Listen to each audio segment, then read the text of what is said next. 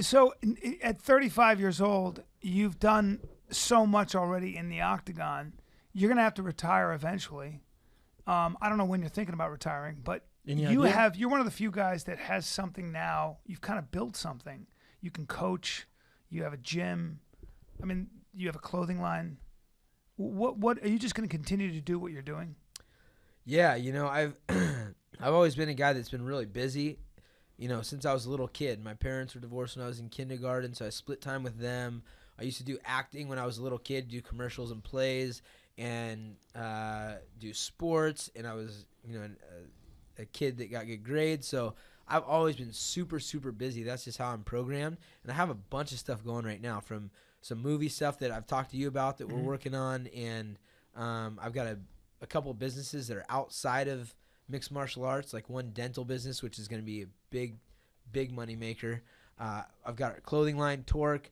We've got our team, our management company, like the gyms we're working on for a while now, doing something with the UFC gyms also. So there's a bunch of cool stuff, and I'm just going to do the stuff that I like, and I'll always do something in real estate because I love real estate. It's like a passion of mine, and I'll always do something that has something to do with fighting because I love fighting, and then, keep my eyes open from there. So the business plan, a lot of people say, what's your strategy and stuff? And one of the things I notice about people like Joe Rogan, and it sounds like with you, is your strategy is you just kind of follow and do what you're interested in. You follow your curiosity. That's right. Is that the formula? That's a big part of it. The second thing is surround myself with people that I love. Like the dental business for me, it's not like I'm super passionate about the dentist. You got some teeth on you, though. Thank you. Like white, straight. Yeah. White and straight. Braces. Never?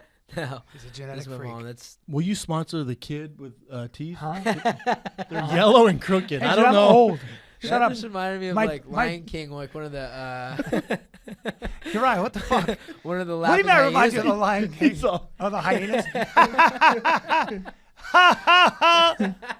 What were you saying about the dentist, though? I just want you to hook the kid up someday. Super passionate about like dentistry or anything, but two of my really good buddies, one of my best friends from college, I was able to bring him in on the company, and now I never get to see him. He's got 2 kids, and now we get to see each other like a couple times a week. That's and we're awesome. working on this project. And my other partner, Aaron, who's like super inspirational for me, has had a lot of success as a business guy.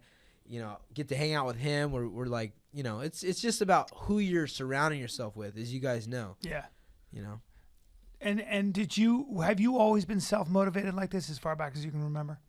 Yeah, I always have. And I don't know, I think it's just probably led by example by my parents. They were hardworking. My mom and dad weren't necessarily like the parents that were like at every game or, like the working at the school, like involved in everything. They were just like super loving and supportive, and they're working their butts off and just super proud. So, I've always had that as an example. Who are the people that you look up to? I mean, are there any other fighters, or are there people that you kind of really admire, like heroes of yours?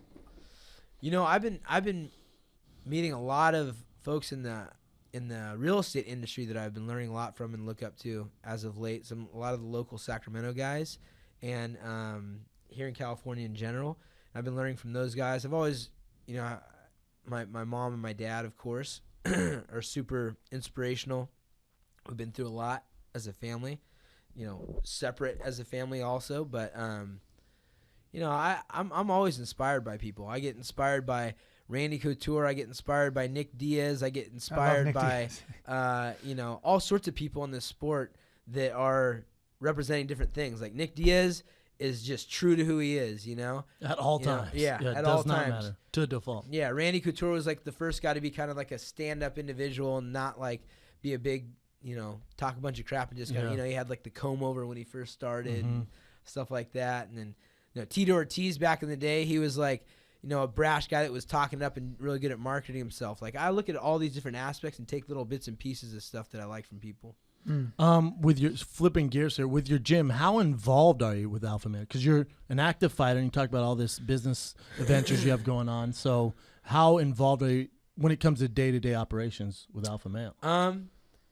Or did you just really open the facility, put in people's hands, and then you're just a full-time No, it's taken a fighter. lot to build a team, and it's been because you guys have gone through some.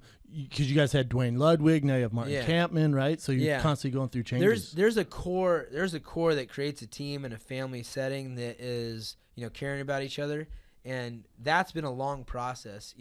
It's like you're managing personalities, right? It's you're managing personalities. You're making sure that people are taking care of what they want. You're creating a thinking, like a mentality that is the most important of all things. I mean, you can learn how to punch and kick and do all that stuff. That doesn't mean anything really. It's about the mentality. It's about believing in yourself. It's about thinking really big. I love that.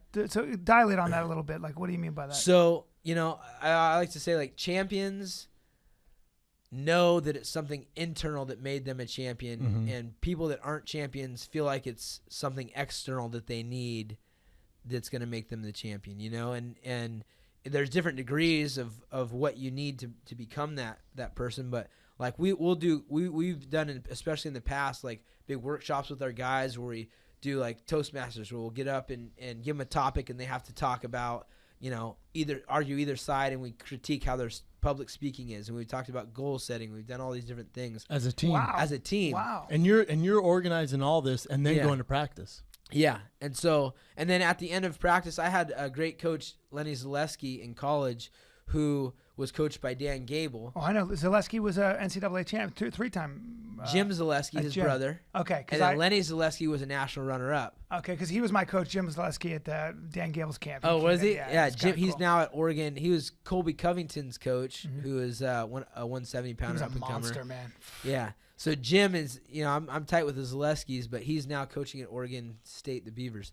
But anyways, so at the beginning of every practice and at the end of every practice, Coach Zaleski would talk to us, and that was a big part of practice. It would be like, this is, some things that maybe needed to be addressed. If there was a cancer on the team, or if there was something that needed to be talked about mentality-wise. And then at the end of practice, he would end it with, some sort of mental game and then a bunch of technique in between. But I learned a lot from that, and I do that at the beginning or at the end of practice every time that I'm there. Whoever's coaching that day, they usually say something, whether it's, Joseph stepping in for a day, give him the floor to say something about, what mentality that he thinks is important, or TJ to say something, or Chad to say something, or Lance to say something. God, so it's a big co-op of guys that are successful guys that have learned from all the different coaches, and we're just bringing each other up. But this is the problem with, you see these super camps, and I've been part of them at Grudge, Jackson's, I've been all over, man. And you see these super camps, when you start out, you have one superstar. So you got a Uriah, right? Then the other guys they're trying to get to your level, and eventually they do. Then you have a room, which you have now, with Chad Mendes, Joe Benavidez, freaking TJ, yourself. Yeah. So then it comes a time where those guys, really with these super camps, they feel neglected, because like, wait a second, I have huge fights. Why is all the attention going to this guy? Right. And that's usually why these super camps break up, because of egos.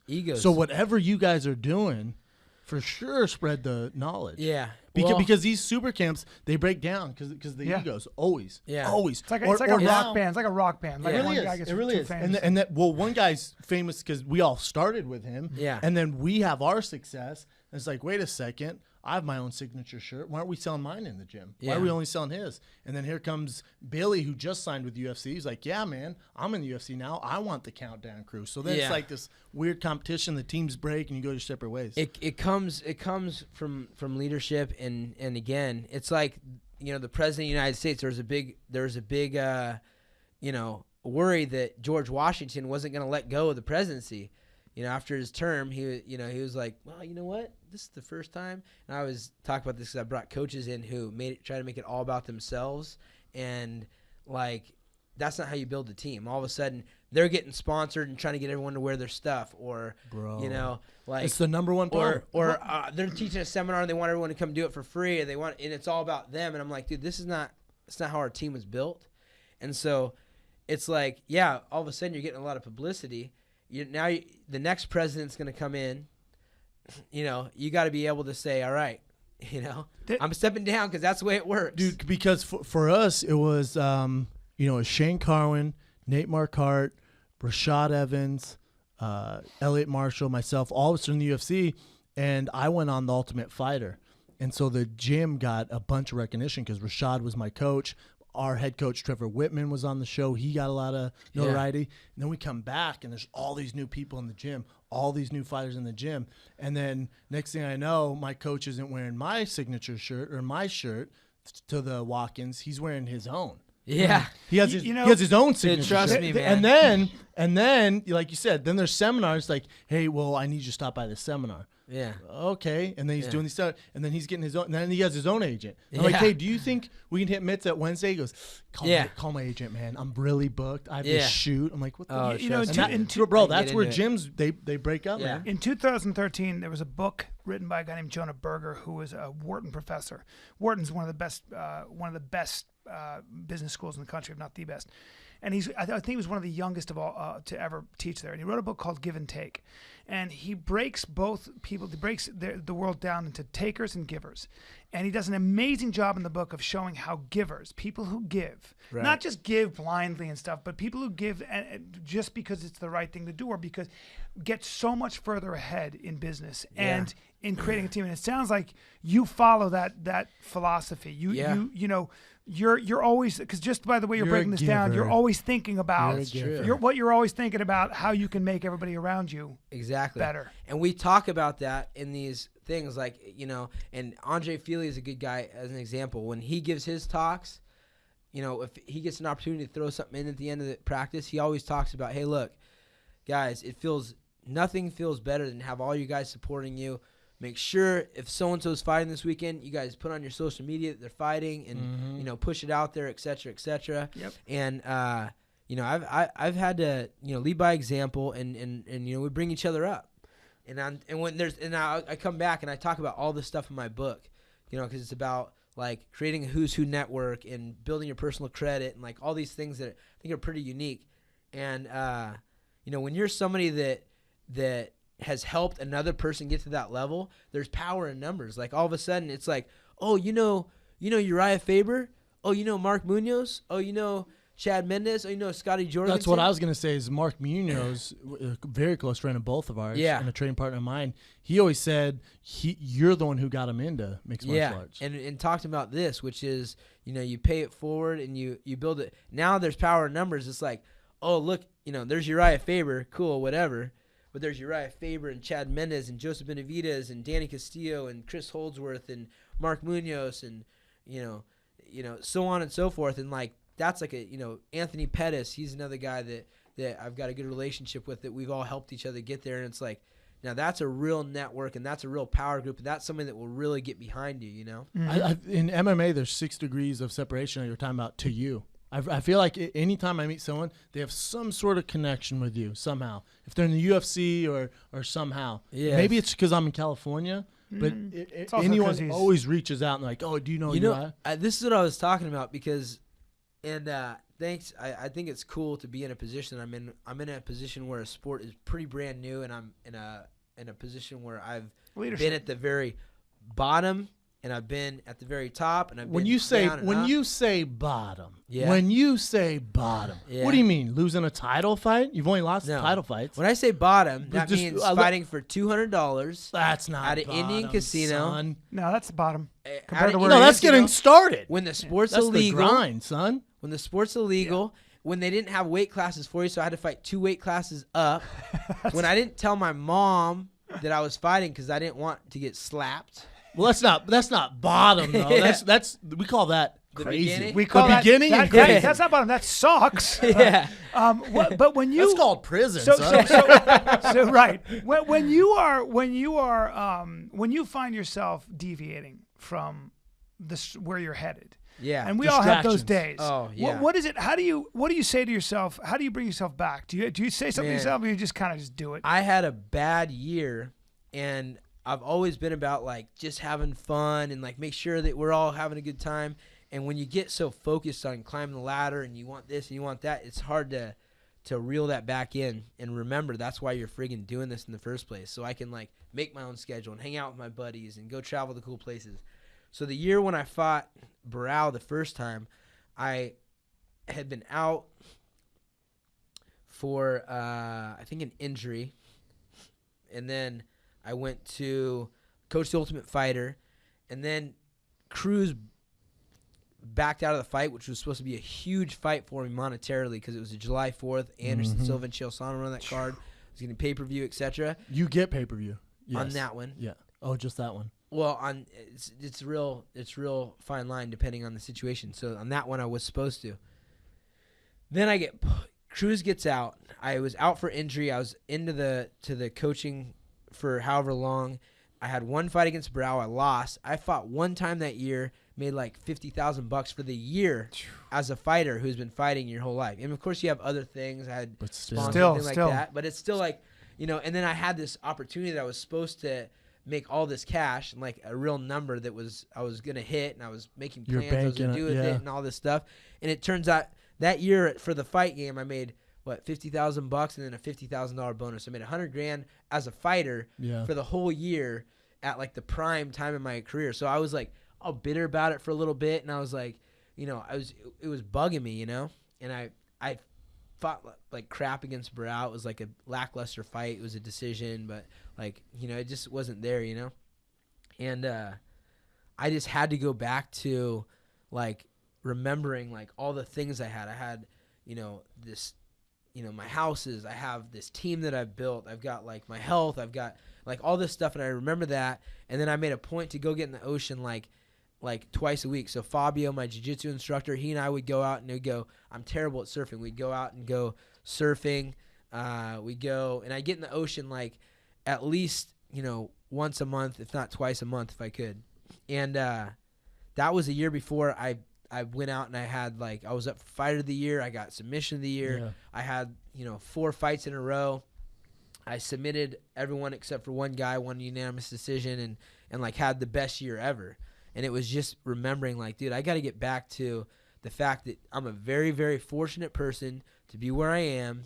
Like if you would have told me when I started fighting for $200 at an Indian casino, like hiding it from my mom, that I would be where I am now, I'd be like, dude, I'd be so happy. And here I am whining about, you know, a year that was still a good year. It's easy to get off track. And we were talking about fame, and we were talking about how you are famous. I mean, anywhere we go, if we went down to Abbot Kinney right now, there would be, I'm sure every time you walk down the street, you have to stop for pictures. I mean, am I right? I mean, yeah. I mean, not like Britney Spears. No. Like have Tom Cruise. Freak out and shave my head. But you're a very, very recognizable fighter that's true. In a sport that's so young. What is it that you don't like about being famous? Well, privacy is you can't be a dirtbag like anonymously. Is that what you're trying to say? No, you can do that. No, he's a black belt. He's a black belt. When it comes to girls, your eyes a black belt. So I would say the biggest thing is this: first off, there's been a new social media thing that old people should not be a part of. I agree. Like, my mom does not need to be on Facebook. Or Tinder. Like, or... Hopefully she's not. Your mom's not on Tinder. Mom! Swipe left? That's my mom, bro. Like, I take back. Like, the whole change of, like, having to listen to everybody's opinion, and I'm fine with that. You know, it's basically like high school where everyone has an opinion and, like, no consequences for whatever they want to say to you. Yeah. But having to have loved ones deal with some of the negative stuff, I don't like that. Sometimes when you get trapped in a situation with like a super fan, like maybe you're on a plane to another country, the worst time. And somebody like happens to like jockey for a position next to you on the phone and like is like, "What's up? What do you do?" You know damn well what I do. Just look at him and go, "No speak English." And the last thing is just like sometimes it's hard. And not necessarily the fame thing, but just being a guy that's kind of in a position where a lot of people depend on me. It's sometimes hard to like get to the gym, and it's like to get to the gym, to get in the gym, to get to the practice thing without getting stopped and somebody, hey, I need to ask you about this, or you want to do this or that, and then it's the same thing on the way out. Like I'll find myself driving around in my car, and I do this all the time. I'm like I said, a big real estate guy. I'm on my apps, driving my car, which is like my private space. No one knows where I am. Yeah. And just looking at real estate. That's the way you relax. Yeah. What are you? I've never asked a guest to this, but it's just dawned on me. What are you insecure about? Insecure about? Yeah. There has to be something. You know, I won't say I'm insecure about anything necessarily. Maybe I've broken through all insecurities throughout time. What are you afraid of? No insecurities whatsoever. Yeah, I feel like something that is kind of like a fault is I do find myself caring a little bit too much what other people think sometimes. So that's I don't know if that's an insecurity. Called being human. No, I think but that's like normal. I'm with you. It's definitely normal, but like it'll hurt your feelings though. Like someone's upset at me, I'll think about it all day. I can definitely give somebody like a whatever. But if I do something stupid and like I'm like, oh man, like it bugs me to have. Oh, real quick, you know what that's called? A good guy. It really, it means you have a heart. I'm the exact same. You trying to get me some chicks right now? What? Schaub is super good guy. What do you mean? Good guy. What do you mean? Where's my angle? Where's my? He's angle? all good guy. No, you know what, man? With me and Bryan and I and Evan were talking about this the other day. I found out someone doesn't like me. It's someone that I have to work with, and it's killing me, man. Yeah. So now I'm like, dude. Somewhere along the lines, there's been you want to try to win them over. There's been a miscommunication because I guarantee if you sit down with me, we're gonna be best friends. You probably took some chick he was in love with. 100%. That's what happened. Oh boy, there you go. That's what happened. You might be right. Yeah, you're. I know my shit. Uriah Faber's. I know my. He's a black belt. He's a black belt. He reads minds, dude. I know my shit. Yeah. He just touches you. He touches your forehead and you start crying. And he releases all your pain. Hey, I'm in EO entrepreneur organization, which is kind of cool. We gotta get into that. Dude. And they talked about like part of the process is you have to go through like a little. You apply and you have to like read a certain standard or whatever, or be a certain standard of business, etc. And they said in the training, they're like, we've only had one scenario where somebody, because everyone has to agree that you can get in, right? Where somebody said no, he can't get in, and I was like, it was over a chick, and they're like, yeah, it was over a chick. Somebody had like been with the guy's wife. Every time. Whatever, and I'm like, it was over a chick. We talked about the instincts, right? Yeah. Floyd. Dude, don't hate on us, man. Yeah. I did nothing wrong. Procreation. So true, though. That stuff is so true. I'm sorry that women find me impossible to resist. My bad. My bad. Sorry about #, we woke up like this. Sorry about my jawline and my dick. Not to mention my charisma and cash. It's a curse, really. It's a curse. Sorry, really. I drive a Passat and I can still steal your girlfriend at 170 pounds. At 170 regular pounds. Regular. I'm 48, still waiting to lose it. Haven't yet. So stupid, man. See what I got to do with? Whatever. See what I got to do with, bro? Sorry. Just being real. He's being real, Just man. being real. I'll give her back. I'll give her back. What do they say in Alaska? We have a bunch of guys. You tell us. We have a bunch of guys that came from Alaska and they last for a little bit. They like snag a girl and they like think it's like the nut one. like hiding from the wilderness, and they're like they got one. They'll try to get her pregnant and they go home. Well, they they take her back home. They say they don't have that They walking around say Alaska. in Alaska, you don't lose your girlfriend, you just lose your turn. Exactly. There are not many girls out Bro. there. That's the joke. That's the joke. Let's go to some fan questions, Ev. Oh, fan I know we got questions. some good ones for you, The right? great Uriah Faber.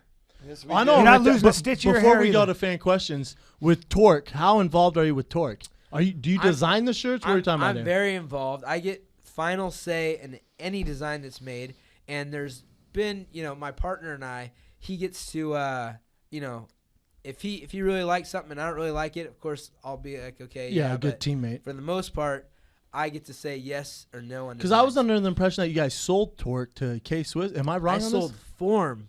That's right. to Your other K-Swiss. company. Yeah, Dude, give it which up. was thank you. Now, are you flying privately or? No.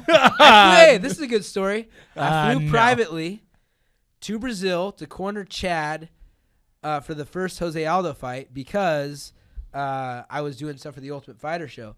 So I couldn't make the regular flights, so I got to fly on the private Zuffa jet, which was friggin' awesome. Which we see Conor on. And Yeah, those guys Jose are on there now, right now, doing the press tour. which is amazing. And those guys are super cool. Dana and Lorenzo and their whole crew. It was like camping out. It was like a sleepover on this like badass jet. Jesus. So then I get there, private, everything else, and on the way back, Southwest. coach. Oh, It was like that's a on bummer. the high life, like Damn it. sipping bubbly, pouring champagne, popping bottles, and then I'm like, little short guy, still super fan, knee middle room, seat. yeah, like it sucks. yeah. It was good though. It was a motivator. As you were talking, I just realized that you fought Jose Aldo. Do you have a prediction for the Aldo Conor fight? Man, I think Conor's big for the weight class. He's got a lot of confidence and believes in himself, which is the most important thing. And he's got really good hands. We haven't seen him on the ground really. Aldo, in my opinion, is the best pound for pound guy. He's beat a ton of guys that have been top pound for pound guys throughout history, and he's done it like really dominantly. And I know how good Chad is, so I'm going with Aldo. But I don't think it's like a blowout. I think it's gonna be a close fight. You think that Aldo's gonna outstrike him? I think he's gonna be extremely hard to hit and more dynamic. Meaning he's gonna, if it goes to the ground, Aldo has the advantage. If it comes to the kick game, Aldo has the advantage. When it comes to hands, Conor may have a little power advantage, but I think Aldo has more elusivity and is probably a little faster and just as dangerous. Yeah, is he faster? I know his advantage is a lot of things, but when you fought Jose and you'd fought a lot of tough guys, did you feel he was faster than most people? I felt like I was really fast for that fight. He was big and just as fast. I think you're quicker. Yeah, I was a little quicker. You're I feel really like quick, yeah. But he was probably about similar. So he was big and the more dangerous guy and super fast. So it was like he got to relax a lot more than I did. True. I was like trying to avoid the leg kick, non-stop, like bouncing my foot and trying to do push kicks, and he's like, waiting in. And that was the one thing. So that'll be different for him and Conor. But let me tell you, Chad Mendes is a friggin' freak of nature animal. And to see him and Aldo go at it the way they did just says a lot for Jose Aldo. And, I mean, that fight could have gone either way. Close give or fight. take a couple things. But Aldo is a gifted athlete. He's got a ton of confidence that he's built throughout, life, obviously, in the last 9 years being undefeated. And, I think Conor's kind of in the same boat, except for Aldo's just a little bit better. More experienced, fought tougher guys. I think Conor's going to beat him. Yeah? It's going to be close. He could. If he does beat him, it's going to be in the latter rounds with punches. I agree. Feel like. I agree. Be early. I think, could be a decision. While we're recording this, your boy fights tomorrow morning, Chad Mendes. Chad's fighting versus Lamas. Ricardo Lamas. That's what I call him.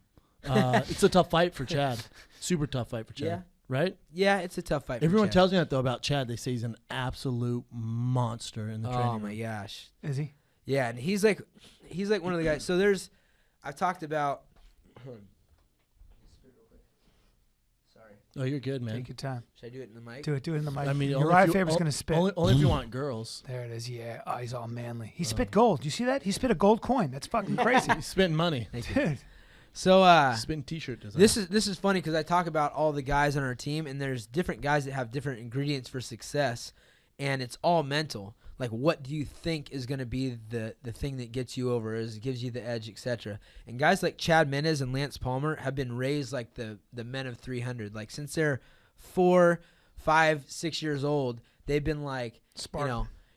Spartans. Like Alvino, the great Alvino, Chad's dad, had him wrestling since he was a little kid. Great Alvino. And Wayne, the Pain Palmer, Lance Palmer's dad, who's probably the biggest character on the planet. Really?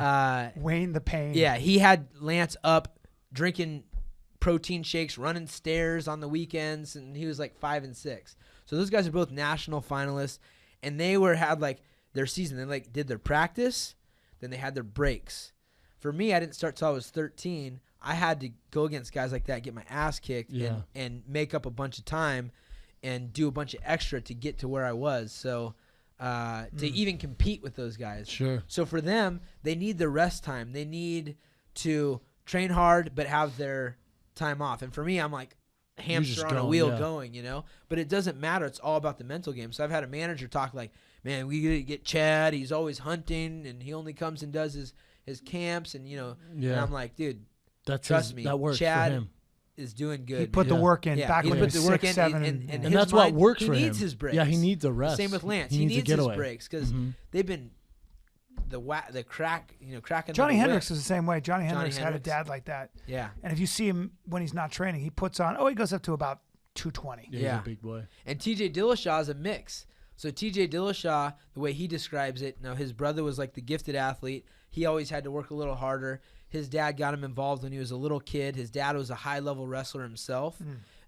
Wrestled in college, high level, was a state champion for high school. Wow. So TJ and he's super competitive. So he had to work, put in the extra time in addition to being, I hear TJ's the most competitive guy in the room.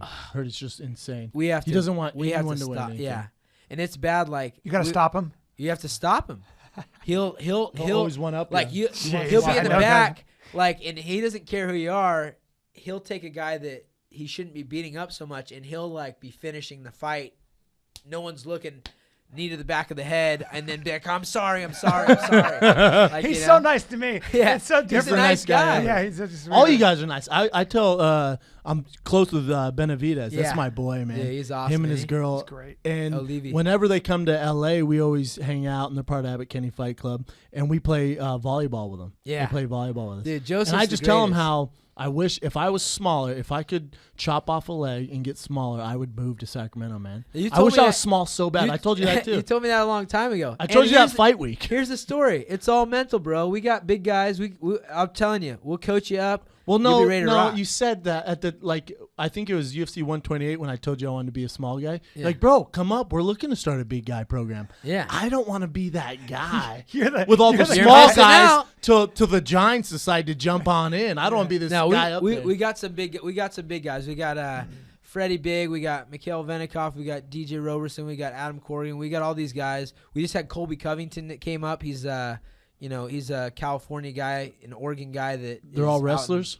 Do you think? No. Do you ever study? Do you ever train with bigger guys? Is there any value to that? Training with a guy who's at 200 pounds or whatever. Yeah, I like to. Because by the way, you're about 200 right now. But yeah, don't tell your competition. Yeah, only if you don't look at my skinny little legs, you'll be saying the opposite. You're thick though. You're just. I mean, I've met you in the off season as well, but you've just got a lot of. Let's go to fan questions for Brian jacks off on you. Fan questions. Hey, take your shirt off for a second. You're right. Take it. Brian, no, it's a straight guy. Let me just see what's going on. Have a giant boner. I do have a boner right now, but that's not. No, I was thinking about something else. Just take your shirt off right now. Take your fucking shirt off. He gets all My weird. eyes are- Hey, you're right. Do you ever like hang out by the pool and like Do you wear shorts? If I gave you a pair of shorts, it People came said over. you had that good hair. People thought you had engine in you.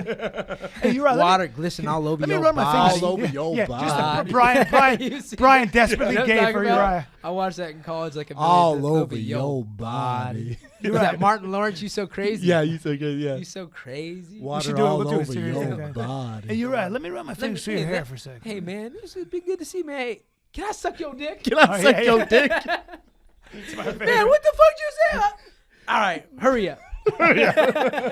Eddie Murphy. Hit it Suck up. your dick. That was little Martin Can I Lawrence. You so suck your crazy. dick? We're not getting gay on each other over here. No, yeah. Not there's anything wrong with that, Listen, Brian. man, if I want to shampoo Uriah's hair, big deal. If I want to run my fingers through it, so if he what? wants to braid your hair naked, it's not a big deal. If we are Relax, watching, if we're man. watching a Julia Roberts movie on the couch with just a pair of shorts on, that does not make us gay. Relax, everybody. All right, Ev, give it to us. Why do we have to stop? That's it. First fan question comes from Victor Alcantara, and he wants Uriah to tell the story of Andy Dick trying to get weird with you. Oh Speaking my of, God. Andy's my boy. Speaking of gay, Yeah. That guy goes. I mean, he'll do whatever it he's takes. down for whatever. Yeah. Yep. So let's hear the story, boss. I must have told this somewhere before.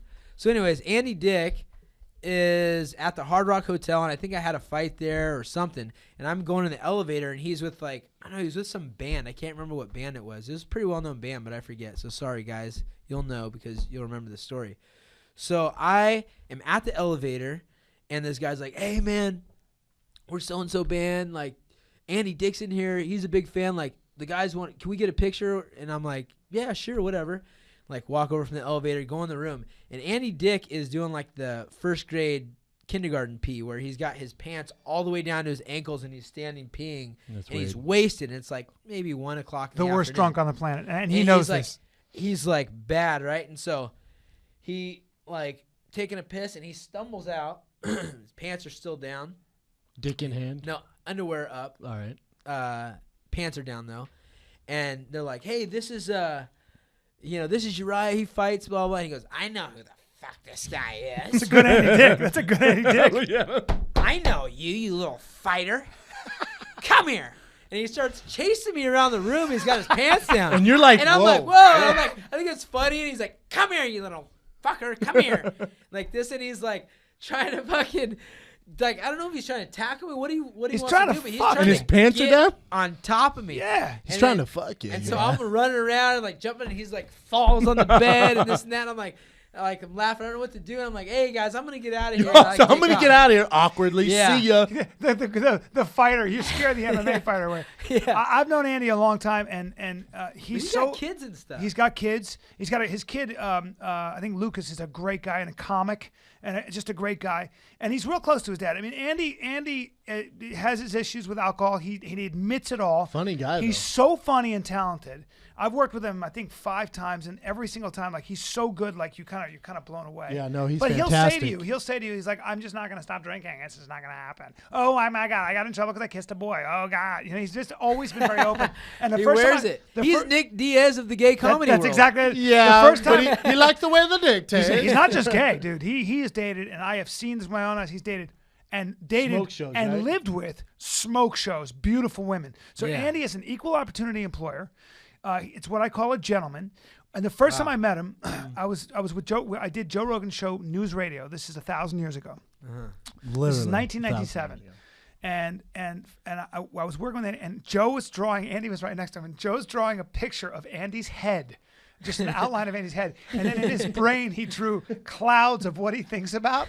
And he drew a tiny little circle in his brain that said acting. He goes, this is what Andy thinks about, acting. And then just another giant cloud, and all it said was cock. And I was like, laughing. And Andy was like, whatever, Joe. You should try it. Stop knocking it until you try that. I think he's a creative We gotta guy. get him on. We gotta get him on the He'd be podcast. great on He is a there. great guy, and I love I him. had another experience with him also. I don't think I've talked about this one. I was at I forget the hotel was, and we were doing we were pitching this reality show, my manager and I, Mark Schulman, for Ring Girls. Like, we had a bunch of Ring Girls. We're interviewing Ring Girls, which is always fun. Ooh, I bet that was fascinating. It was fun. Really fascinating. Yeah, I bet they And- just really gave a lot of good Brendan, are you being sarcastic? No, carry So, on. Please don't be sarcastic. So anyways, so Andy Dick's there again, hammered, and he doesn't remember me from when he chased me around with his pants down. But somebody like introduces us to Andy, and I go, "Oh yeah, we've met before." And he's like, "What's your name?" And I'm like, the "Uriah." best And Andy he goes, "You're cute," Oh, or something like man, that. And I go, awkward. "Oh, thanks." He goes, "How old are you?" And I'm like, I'm 28. And he's like, "You're fucking too old." What? He fucking What the fuck? Yeah. Yes. You And got I'm like, shut down. By the way, Uriah Faber doing an Andy Dick impersonation. That's Legit a very Andy Dick. That's a legit Andy Dick. I'm Well, not I mad at remember all. it's stuck in my mind, unfortunately. Can you do any other impressions? I hate to tell Yeah, you I though, can- but for Hold Hold on. impersonate a bunch of people. Let's probably. see. Can you do any other impressions? Uriah Faber's doing Bryan Callen. That's so impressive. doing Bryan Callen. It's so awesome. it's really funny. Oh God, that's good. I've never had a fighter do me. Do someone else. That's not what I heard. Oh shit! All right, Brendan and I got a little drunk one night. That's You're right. good. Hit me with a Schwarzenegger. These two give maybe the worst Schwarzeneggers I've ever Or seen. the know. best. Or the best. Or the best. Let me hear theirs first. Come on, do it. Do it now. Kill me. Uriah. Come on, come work out with me. Uriah Faber. Let out some steam, Bennett. Old school line. Damn. I'm not mad at that. Well done, brother. Well done. What else you got, Ev? Let's stay weird for a little bit. This one's from Ryan Smith.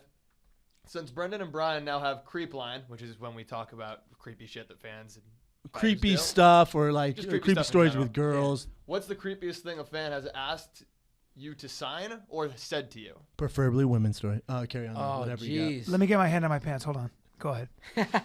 Preferably The a cool freakiest sexual thing? story. Preferably a sexual story. But whatever you want, man. Really. You know what? seriously I make it can't good. remember. There's been a lot of weird crap, from Well, the Andy Like- Dick stuff is pretty. Andy Dick's pretty creep line. He never asked me to sign anything. I mean, I've He had also a bunch shut of you the old down. regular stuff. Yeah, Yeah. I was shut down big time. Andy old Dick to- said no to- dick for you.